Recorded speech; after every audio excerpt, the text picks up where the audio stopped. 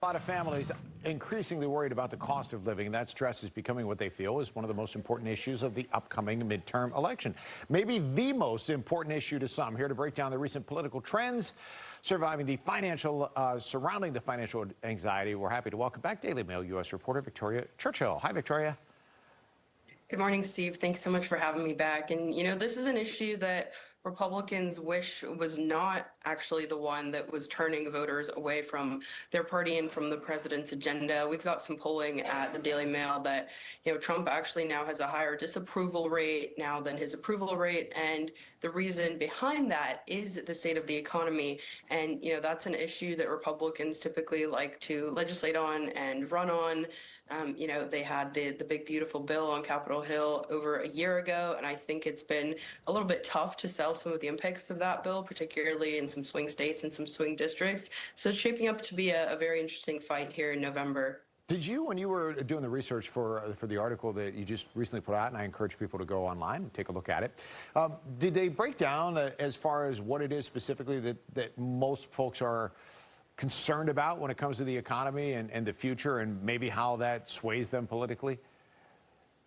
Yeah, gas prices are definitely something that is up significantly year over year. And then the other thing that we're looking at, of course, is food prices. It's interesting that some retailers are really making sure that they are actually rolling back some of their prices. Like Walmart, I know, is one retailer that's been really trying to make sure that they are cutting those prices back. But some other retailers are increasing their prices still. And then, the other thing that I think is interesting to note is how this plays when we look ahead into November. So we've got Republicans being down about 9 points right now on the generic ballot. Now, of course, I do want to say that this is the generic ballot, and the way that the control of not only the Senate but also the House goes in November will depend very much on individual races. And it's interesting that we have those generic ballot numbers also paired with the fundraising numbers that we saw come out a couple weeks ago, not only from individual campaigns but also from party apparatuses. And so the Republicans seem a lot more flushed with cash, which means they're going to be all over the airwaves trying to make sure that they can win that messaging battle and swing those particularly independent voters.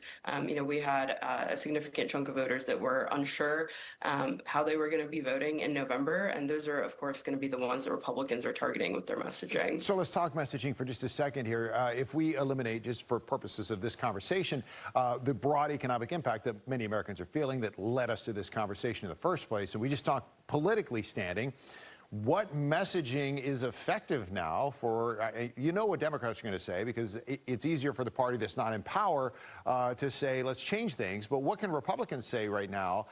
Do they just distract from the economy and try to focus on something else? Do you find a way to include the economy in your messaging? What do you do?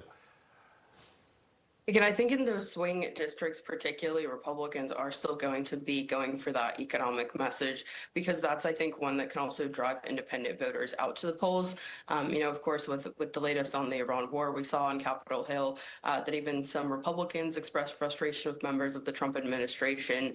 And so I think that's, maybe some messaging that we might see on the campaign trail, particularly from those swing districts, is that those voters want their representatives to represent them, not necessarily directly the ideologies of one party or another. And so I think in some of those swing states and swing districts, the Republicans are going to be talking about how they can work with Democrats and how they've worked with Democrats in the past on a number of issues. But I also think Democrats might be timing into that message as well. We've seen, and we've talked about, I think even on this show, that there's that fight between the Democrats that do want to work with Republicans and also want to go out and, be kind of completely anti and against everything that the administration is doing. And so, right now we're seeing that fight play out in primary battles. But I think a lot of that similar messaging we're going to be looking at going ahead into November as well. Yeah, no matter what messaging between now and November, you can't argue with the fact that the economy is weighing on a lot of people on both sides of the aisle right now, all across the country. Victoria, it's always a pleasure. I encourage you to check out her work online, Victoria Churchill with the Daily Mail U.S. Thank you so very much. Thanks so much, Steve. See you soon. All right.